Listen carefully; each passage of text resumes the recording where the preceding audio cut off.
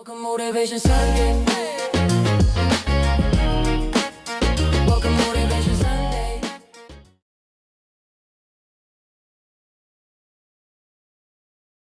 You know something? 250 years. I hear that echo through the halls. I just want to welcome everyone to Motivational Sundays with Kevin and friends. A lot has changed, a lot is going on, and a lot of things that still remain. But the one thing that remains consistent is this show. This show started out with us talking about the more than 300 motivational quotes that I had created for the contents of my books and my speaking. And believe it or not, I got together with my friends, Naheem, PJ, Larnez, and also CB, Curtis Battles. And we said, the show is not just about me, but every last one of us. Depends on which day of the week and who we're talking to, has a quote that's attached to us. And based on our interpretation and perspective, I always wondered, were these words that just laid there on the page, or was it a conversation that should be had? So we meet every Sunday at 9 a.m. We get together. One of our wonderful co-hosts, they bring a quote in. We sit on it, we chew on it a little bit, and then we have a whole conversation. We create this podcast. So I'm going to ask you to buckle up, sit in just a little bit, and we're going to talk about this quote. And by the fact that the voice of our show is the most amazing person, Miss PJ Stroud. She's going to be the voice of the show today. And PJ, if you don't mind opening up the show and delivering the quote on this July 5th, 2026. I don't mind at all. The healer suffers first, then comes with the medicine.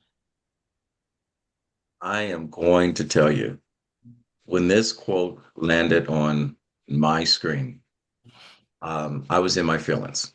I hadn't made this public, but I said goodbye to my mom over last weekend. I got my aunt that I'm saying goodbye to, so she's going home. This quote had me coming in, and then I woke up a couple of days ago and yesterday, and I watched the leader of our country shaking hands with a group of people that, when I was growing up, they wore sheets when they came out in public, and now they're riding horses in Washington. So I was up in my feelings. So when I looked at this quote, I had to think about, um, the healing comes first. So this quote to me suggests that people who bring healing bring wisdom and hope to others, allowing them to walk in their hardships themselves. The pain becomes their compassion, and inside that pain becomes their purpose. And we choose to either learn from it or we practice the things that will destroy us from what we choose to believe and how we look at it. So, in celebrating 250 years of independence from the Brits, um, we can talk about, how one master enslaved the people and handed it over to another master that enslaved a whole nother group of people. But I'm not going to go down that road yet, but we are on that road, however we want to look at it. So this quote, based on interpretation and perspectives, has a different meaning for each and every last one of us. Depends on where you're seating at and how you're in your feelings. So I'm going to turn this over to Curtis and ask Curtis, how does this quote land on you?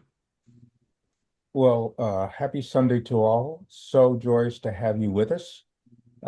Here's sort of, I've been struggling a little bit with this quote, but this is sort of how it lands on me. I spend a lot of time in mentoring young men and women, and really figuring out and helping understand where they are.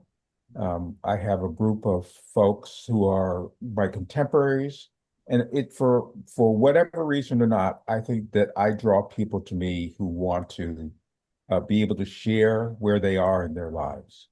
And so I take in those feelings. So the idea that the healer suffers first is the idea that I can listen deeply and try my best to understand exactly where those folks are, whether it's I'm feeling hopeless, I've had this bad thing happen in my life, I've lost a longtime loved one or family member, or I'm struggling with where my finances are, whatever it happens to be, and wherever they happen to be, and trying to deal with their day-to-day solution, then I can actually say, hey, there's life on the other side. What's happened in the past is the past, and there's nothing you can do about it. But it's how we live in this moment right now. And here are a couple ideas that may help you as you work through this particular circumstance and situation. So that's my idea about how the medicine, and I don't know that it really is medicine as much as um, just being able to see something that the person who's in the middle of it cannot. That I am able to be able to say, oh, wow, I didn't know that you were going through that, but here is a thought that might happen, or here's a person I think would be helpful for you to talk to, because you're trying to figure out your way forward. So that is how this quote has landed on me. And that's a good way of looking at it, because when you look back over time, you talk about the one healer that we are all connected to, and that's to our faith. You look at the fact of he across deserts, spoke in tiny towns, delivering a message, and he suffered. And when you talk about empathy across different experiences, I always use this as a way of understanding my position that I'm taking. I said, if God can forgive a person that stuck a spear through his rib, who am I? Am I greater than he is? So when you talk about empathy across different experiences, it's how we deal with those experiences when we have these conversations. A lot of times we spend too much time defending a position that we don't have, and we don't spend enough time listening to the conversation that we should be having. And that's the reason why things don't change. Just like love. Love is one of those things we choose. Staying in love is one of those things that we decide to do. It's a decision. So with that said, my brother from another mother, my conscience in the dark, the one person that makes me laugh at the same time makes me cry, my brother Naheem Garcia. How you doing? How's this quote land on you?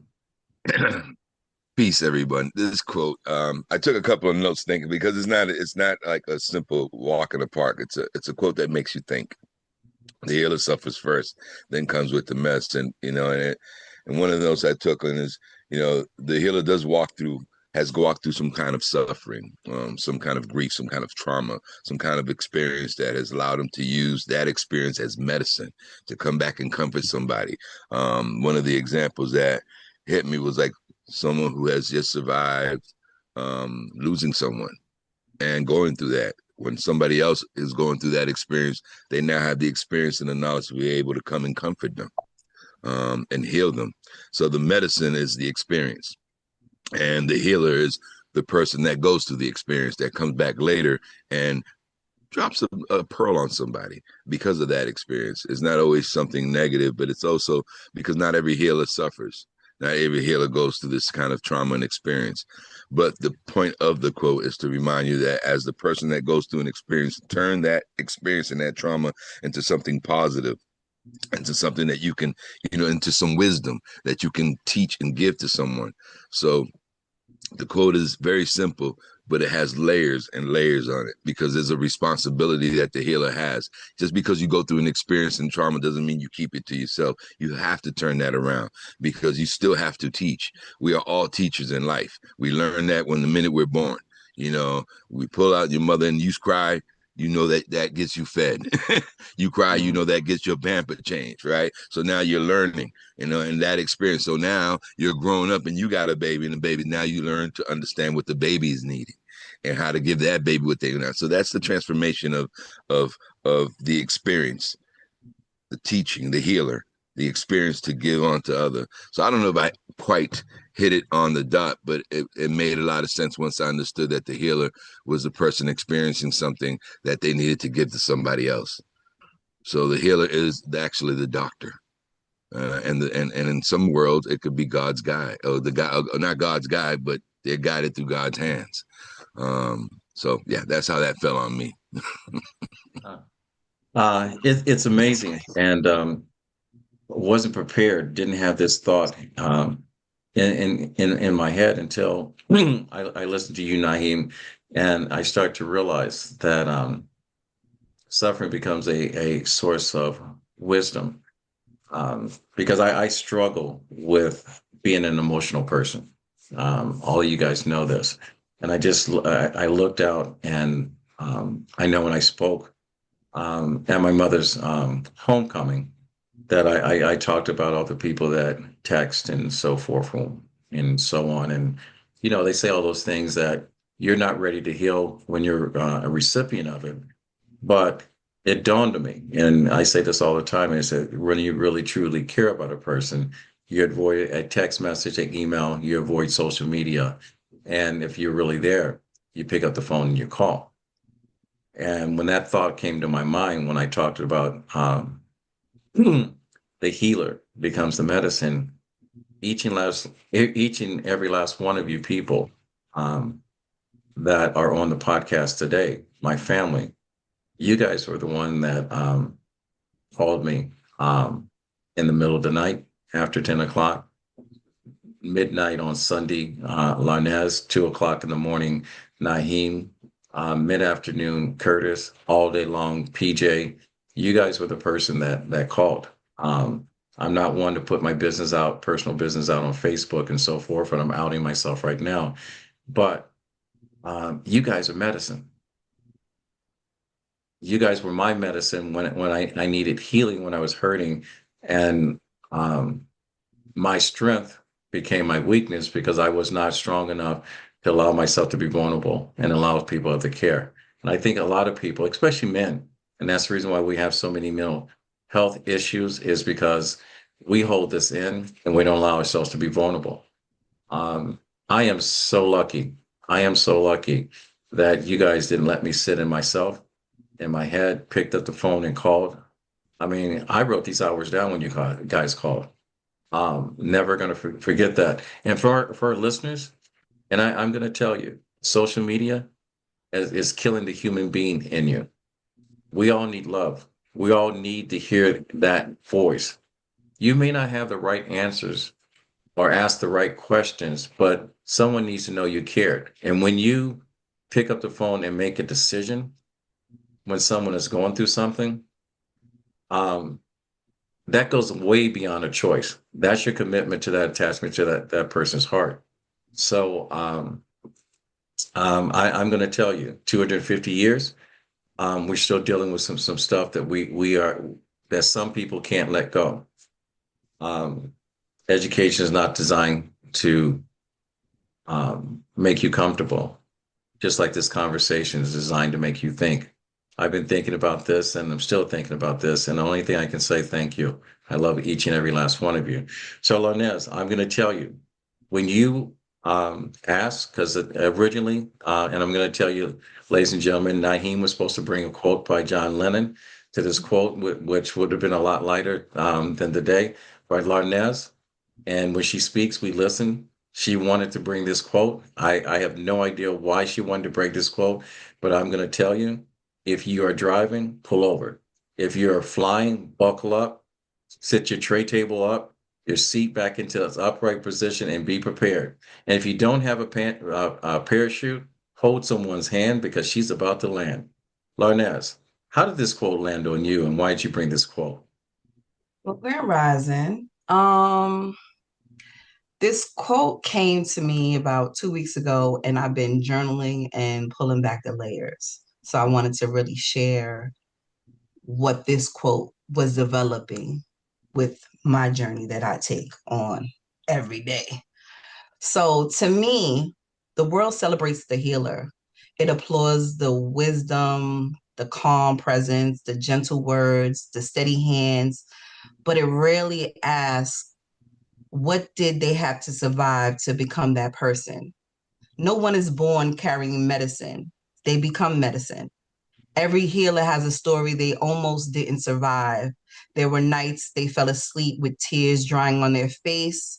Mornings they smiled while carrying grief no one could see. There were moments that they questioned God, questioned themselves, wondered if the light would ever return. They learned what it meant to keep breathing when their heart felt heavy. They discovered how to sit with silence when no answer came. The world only sees the healer after the becoming. It rarely witnesses the breaking that came before it, the wound that came first, not a punishment, not because love had abandoned them, but as initiation. The wound is the first altar. It is where certainty dissolves, where the masks begin to fall away, where the soul remembers what the mind has forgotten. That even in the darkest night, love never left. Sometimes the greatest healing in darkness begins with that moment we stop asking, why is this happening to me? And begin asking, what is this experience awakening within me? Every betrayal taught their nervous system the difference between being chosen and being used. Every disappointment became an invitation to return home to the one relationship that could never abandon them, the relationship with their own soul. Every tear softened a place that pain tightened and hardened. Every unanswered prayer became an invitation to listen beneath the fear, where wisdom has been whispering all along. Healing does not erase the wound. Healing transforms the relationship to it. The deepest medicine is rarely found in the hands of someone who has escaped suffering. It is carried by the ones who walk through the fire without allowing the fire to become their identity. The one who chose tenderness over bitterness, compassion over resentment, presence over performance. This is why true healers never rush another person's becoming. A seed does not fear the darkness beneath the soil. It understands what we often forgot. Roots are grown in places where no one applauds. The river never argues with the stone. It returns day after day with quiet devotion until even the hardest places begin to soften. Nature has always understood that transformation cannot be forced, neither can the soul. Healing is not becoming someone new. Healing is remembering who you were before fear convinced you to forget yourself. Perhaps that's the greatest medicine of all.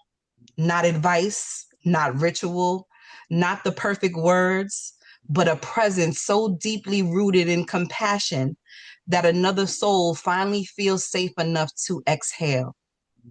A presence that says, you don't have to hide here. You don't have to perform your strength. You don't have to heal alone. Just as a tree never eats its own fruit, the healer does not endure the journey for themselves alone. The fruit of their healing becomes nourishment for people they never met. So if today feels heavy, if your heart is tired, if your spirit feels stretched beyond what you thought you could carry, do not mistake this season for your ending. The seed breaks before it blooms. Come on. The dawn is born from the longest night. And the soul often discovers its deepest medicine in the places it once believed would destroy it. One day, you will understand. The wound was never asking you to bleed forever. It was asking you to become a place where someone else could finally stop bleeding. The scar is not where love abandoned you. It is where love found another way to enter. The healer does not return because pain disappears. The healer returns because love became greater than the pain. And when love becomes greater than the pain, the wound no longer defines you. it becomes the doorway through what compassion enters into the world. And that to me is the medicine of a healer. Have a Sunday full of love, remembrance, and gratitude. I am complete. And ladies and gentlemen, if you could see this now and look into the audience, there's a standing ovation led by Miss Tudman, led by Mr. Mandela, led by King Jr., led by Huey Newton, led by Curtis, Naheem, PJ, Otis, Stephanie Blue, Dr. Ferguson, Dr. Stan. We're standing up and we're applauding you for that message. We're applauding you. You don't have to drop the mic. Just lay it down gently and step off the stage. Walk backwards so we can see your eyes. Look at that. There you go. Hey, Kevin, PJ, yes, sir.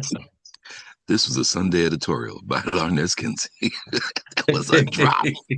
That was like going to church, man. That was wow. Hey, I'm going to tell you, normally for our listeners, whoever brings the quote goes in first. I understand why she wanted to go last because we didn't need to do the show if she had went first. We did not need to do the show. Mhm. PJ, the voice of the show, the hardest seat in this room is the seat you and I sit in because we had to follow so many dynamic people in their share of this quote. And I hope that to our listeners,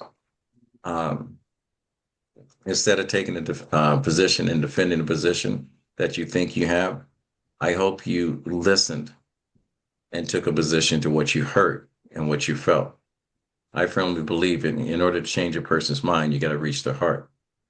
All right. Because love does conquer all. All right. Hate is a mindset. All right. Hate is a mindset. It's not coming from the heart. All right. So, PJ, if you don't mind for our listeners, before you give your share, is to deliver the quote one more time and then give us your interpretation or your perspective of this quote. The healer suffers first, then comes with the medicine. So, thank you, Larnez. I first saw that quote and I went, oh, what am I going to do with that? But it came, and it came fairly easily. We talk about healing a lot here in old wounds. What holds many of us back are those old wounds. This quote had the feel of an old proverb. It points to something many of you will recognize, that our deepest wounds often become the source of our greatest gifts. Every scar can become a map. Every trial can become a lesson. And the people who comfort us most are rarely those who have avoided suffering. They're the ones who walked through it, refused to stay there, and came back carrying something that can help someone else. Your hardest season may become someone else's lifeline. This quote also echoes a timeless theme that's found across many of our traditions. Carl Jung talked about the wounded healer.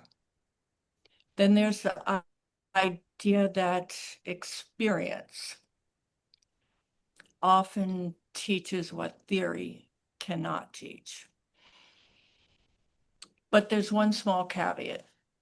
Not everyone who suffers becomes wise or compassionate. Suffering in itself is not the medicine.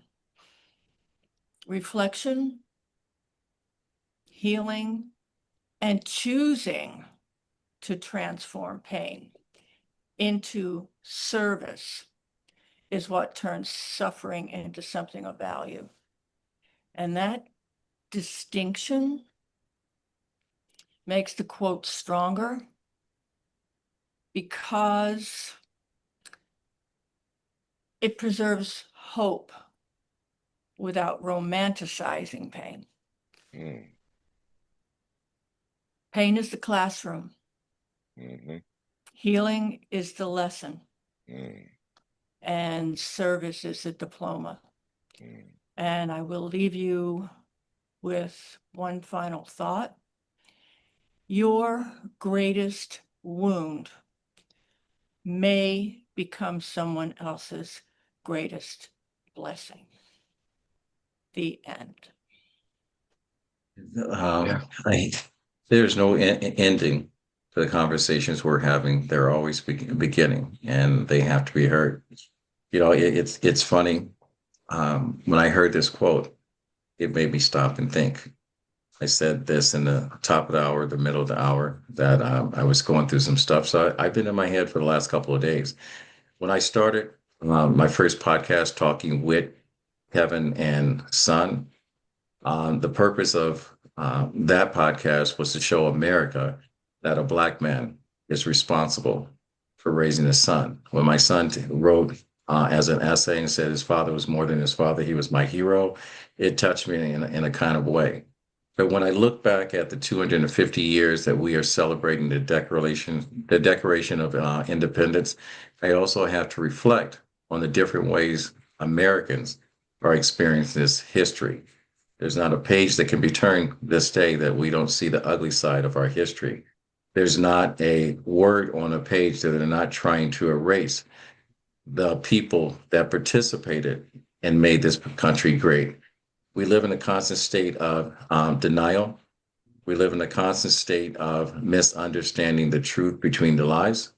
We live in a constant state of understanding or devaluing the conversation of someone that's suffering, be it our own personal relationship, be it our professional positions, or just the way that we see the world.